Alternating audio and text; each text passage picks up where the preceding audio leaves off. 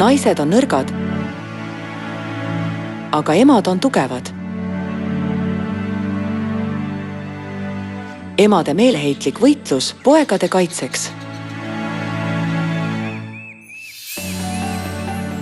Üliinimliku jõuga oma lapse päästnud ema, tugev emainstinkt.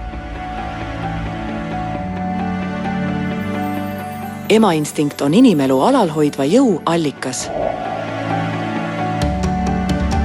Emainstinkt pärineb ema emalt ja omakorda tema emalt. Aga kust see algab? Pauluse kiri galaatlastele 4. peatükk 26. salm.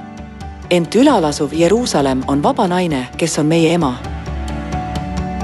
See saab alguse Jumala emast, kogu elu allikast.